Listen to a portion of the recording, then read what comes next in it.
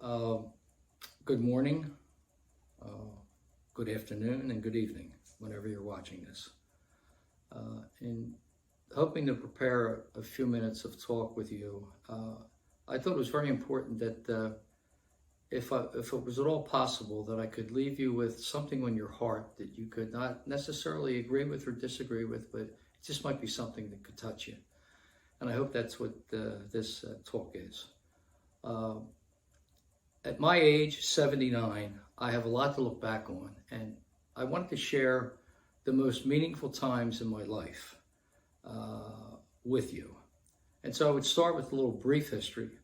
I grew up in the Kensington section of Philadelphia, went to public school and Catholic school. The truth being, I was thrown out of public school, and to my mother's delight, I went to Catholic school. And graduated from Northeast Catholic High School for Boys in 1961, the prehistoric times.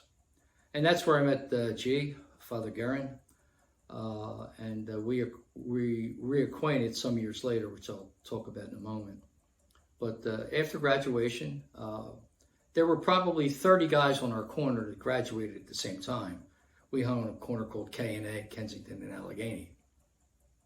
And out of those 30-some guys, there was only one that went to college.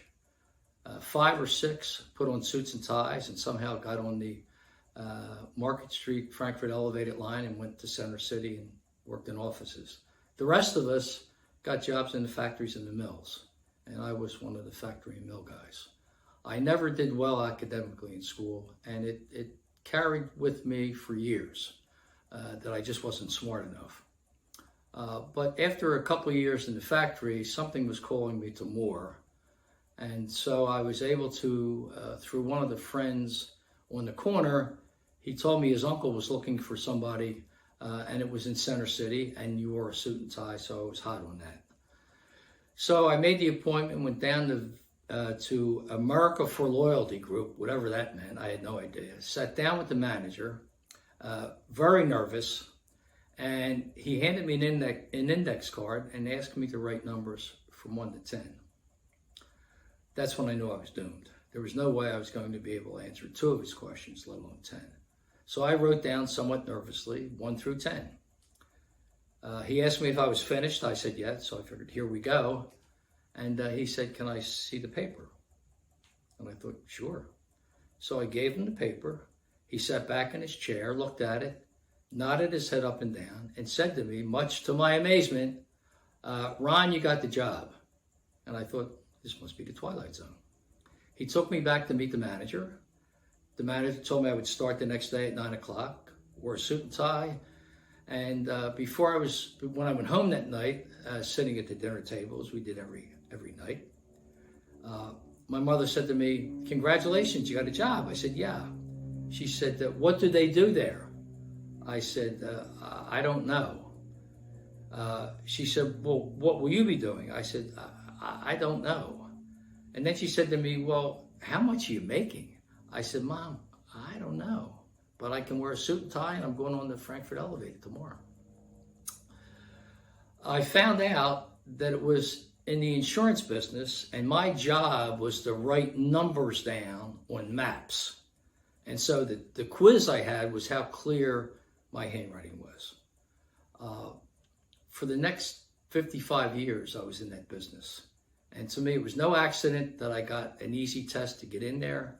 It was no accident that I found something that I loved. I couldn't wait to get to work. I couldn't wait till the weekends were over so I could get back to work. When I was 42, I started my own company, and it was wildly successful. At that point, we were living in the house we're living in now, in Bucks County, in the Newtown section. And life was good. We got to the point where Marie was the perfect stay-at-home mom, a great wife. The kids were healthy and happy. Little League, and I was a coach, and everything was Norman Rockwell, perfect. So that was in our 40s. And right around then, I started going to Mass every day and got very involved in the parish. So I really felt like if there were boxes to be checked, and I never thought about it that way. But retrospectively, I would have checked just about every box. And I thought I was doing fine. We had Christmas parties every year at our house with our immediate family. And because of me being successful and having money, and our families being from the Philadelphia area, I went all out and bought everyone gifts. And so it was a typical Christmas. I gave out the gifts, and my brother-in-law came with a video and took a video of it. Left it there that night and said, "Ryan, you might want to look at it tomorrow." And I looked at it the next day, and I was absolutely flabbergasted. I was appalled at what I looked like. I thought I was compassionate, kind, merciful, and I was pompous and arrogant, and I didn't even see it. I learned a lesson. If you think you know who you are by making your decisions on who you are, you better get someone that loves you, because the only way you get to know who you are is by the people around you that love you. They tell you who you are, and they tell you when you're a horse's ass or you're wonderful. In any case, that was a lesson for me. Well, time went on. The kids were getting older. The business was successful. And again, everything was as good as it could be. And I conveniently took that video and buried it, not the physical video, but inside the video. I buried that over time. It was too painful to deal with, so I just disregarded it. Then the world caved. December 14th, 1996. It was a Saturday. It was about 11:30. I was going upstairs to bed. Marie said she'd be following me shortly. She was grabbing a cup of tea, and I went upstairs to get ready. A few minutes later, I heard my wife call me in a voice that I never heard before. When she said, "Ronnie, get down here." And I came downstairs in the foyer. Marie was there, and there were two uniformed police officers standing next to her. And one said to me, "Are you Ron Selzer?" And I said, "Yes." And he said, "I have terrible news for you." He said, "Your son Ronnie has been killed in an automobile accident less than a mile from your house." I have never been able to, nor can I now, explain what was going through me, because I really don't know. But it was a place I've never been before. The best way to give you an idea was when your hands or your feet fall asleep and you get those pins and needles. I felt those pins and needles all over my body. The police officers graciously took us to Doylestown Hospital, where we saw our son. And I've never been able to really explain that. We then came back and went through what you can imagine in terms of the process. It's people coming to the house. It's people bringing more food than you can ever eat. It's flowers all over the house, none of which you give a damn about. And you're just trying to hold yourself together. I don't know what was going through my head at that time. I have no idea. But it was chaos. And somehow, by the grace of God, we got through the funeral mass, the burial, and those awful luncheons that they have that I've never liked. But we got through that and found ourselves back at the house. And that's when it started. Slowly but surely, anger was being built in. I was mad at God. I remember at one point saying to him, "How could you do this to me? I come and see you every morning. I receive your body, your blood, your soul, your divinity, and you take my son?" As the days passed, the anger intensified. And I didn't know what to do with it, but I kept having I questioned everything about a faith that I previously said I believed in. What does prayer matter? If I say 10 Hail Marys for somebody and somebody says 1 Hail Mary for somebody else, does the Lord say, "Up, he said 10, so he gets..." It was things like that. And you might think they sound crazy. They didn't sound crazy to me at that time. And the questions continued. Is there a heaven? Is there a hell? What's sacrifice all about? Because I was totally focused on our son being lost at the age of 28. After about a month and a half, I finally went back to work. And the busyness of work began taking me away and allowing me to put those things on the side. And as each passing day went by, I thought less and less of them. And then at a certain point, I felt that I was healed. It would be too long for me to get into that process, but I felt like I was healed, like I threw the loss of a son. And I actually got to the point where I said, you know what? I'm going to put some notes together, some outlines, and I think I can sit and talk to moms and dads who lost kids. I was sitting at my desk one day doing that when a dear friend came in and said, Ronnie, what are you doing? And I told him. He said, did you ever think about writing a book? And I said, no, Pat, no. The thought couldn't leave my mind. It stayed with me. And again, I think a month or two passed by, and I finally sat down with no thought in mind. The picture's off. I'm not on the screen anymore. Is that okay? Can you back it up to? It's okay. I'll edit it. I'll cut it when we're all done. Okay. So I sat down with no particular thought in mind and began writing. And the process was I would go to my office, and from Monday to Friday, the employees knew not to knock on my door unless something was burning. And they were very good at putting out the fires before they got to me. So from Monday to Friday, for a minimum of 4 hours, to the most, sometimes it would be 8, 9 hours, I sat there. And the process was I would write out on my computer, whatever, and the next morning look at it. And what I found out was that 70, 80% of what I wrote didn't make any sense the morning after. And at a certain point, I realized I didn't have any idea what I believed in. I didn't. And I prayed to God, and I prayed to Ronnie, and I did that for 5 years. Every day going in the office, Monday to Friday. Praying to God, and through His grace, through His mercy, through His love, the book was completed. And I felt that I had gone through the wars with the Lord and came out the other side healed. And it was a wonderful transformational process. And so life went on. And again, that was in our early 50s. Woke up one day and we were in our mid 60s and started talking about retirement and what we wanted to do. And again, to make another long story short, we concluded that we'd take the gifts that God gave us financially and start a foundation. And so we hatched Broken Wing Foundation. And that started in January of 2015. And it was myself, Marie, and a dear friend of mine who just happened to come along. That was a person that could help us with the foundation.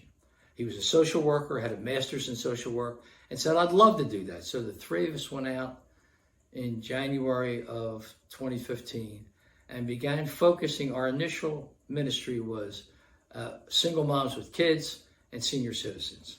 And it was beautiful. It was, the three of us were doing it. We loved it. And 10 months later, Marie fell dead of a sudden heart attack. Now, I don't like comparisons. I frankly think they're of the devil. But when I think about what I went through with Ronnie and what I went through with Marie, it was night and day. There was no questioning. There was only profound sorrow and agony. For the woman that I said in her eulogy, I knew her for 55 of her 69 years. And so the beginning of that was nothing but agony. It didn't last long because eventually, after about 3 or 4 months, gratitude started slipping in. And there were tears of agony and tears of gratitude.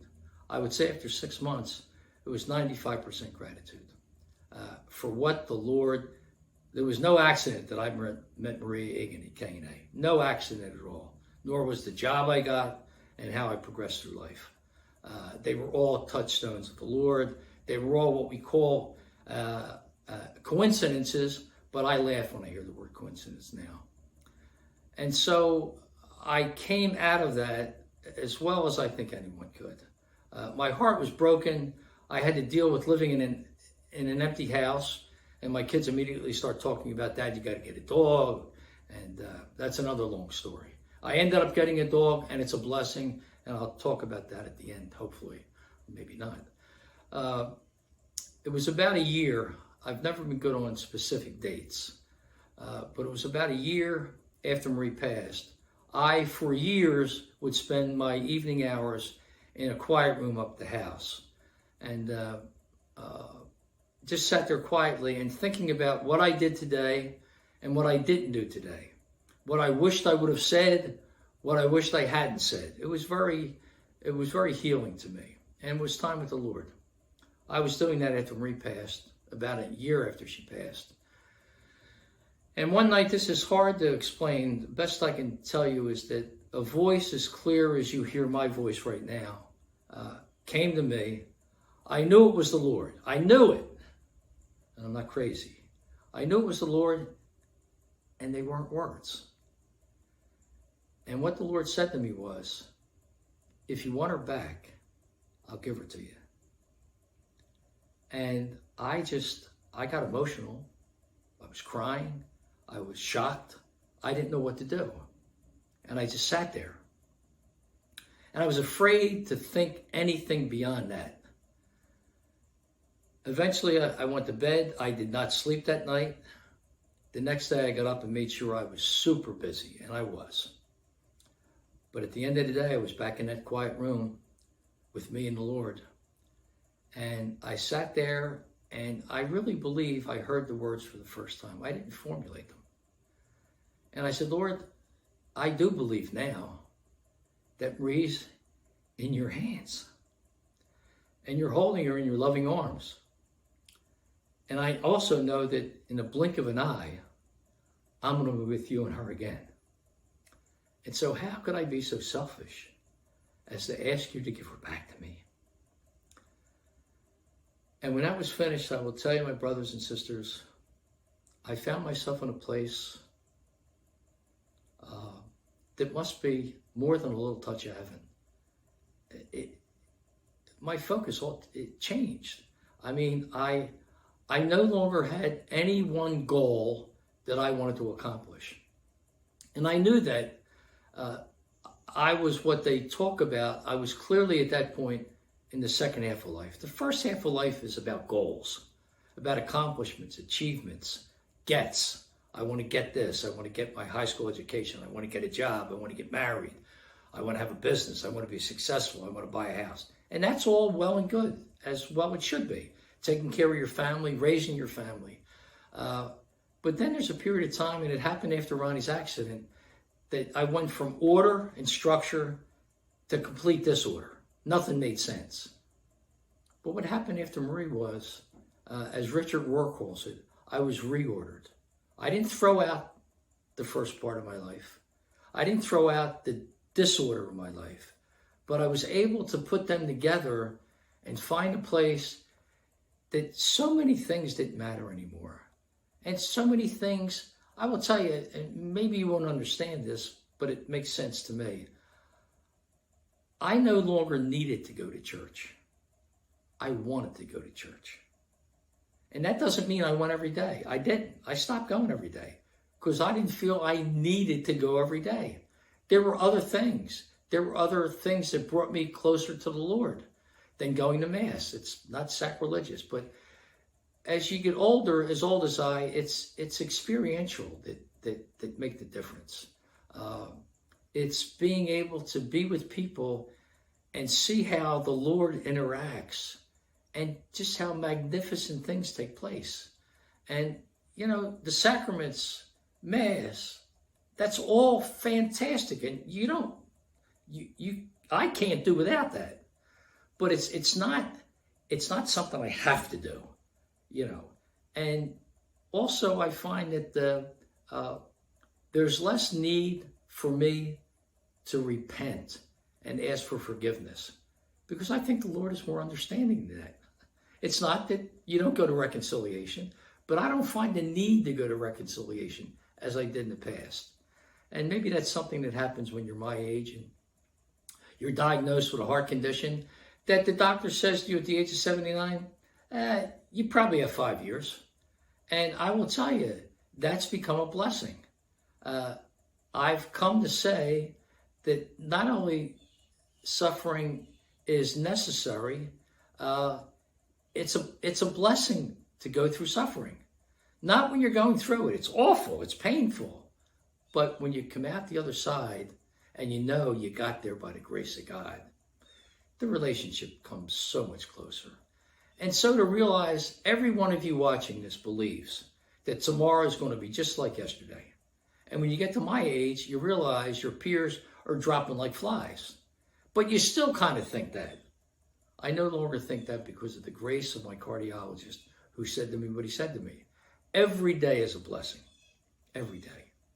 And I promised I would try to keep this within 20 minutes. And I think we're very close to that. Are we close to that? We're close. I'm getting yes. So I'm going to close with something that just struck me this morning. I told you my kids were hoping that I got a dog. Well, I finally did. I got Reggie a year ago. And as a rookie dog owner, boy, was I correcting Reggie because he wasn't acting like a human being should act. And so I was always yelling at him and correcting him and putting him in timeout, which is the garage. And one day, about 6 months after our relationship, our stormy relationship, I looked at Reggie and I thought, you know what?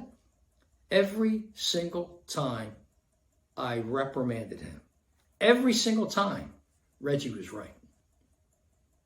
And that's because Reggie is living a life exactly as the Lord intended. And the older I get, the closer I hope I'm getting to living the life that Reggie's living. That is the life that the Lord intended me. I prayed that something I said would touch you. Understand, please, if you don't already, and many of you have gone through suffering, go through it gently, with patience, and don't ever let go of God. And when you come out the other end, you'll realize you're closer to the Lord than you were before the suffering started. God bless you, and thank you for taking the time to listen.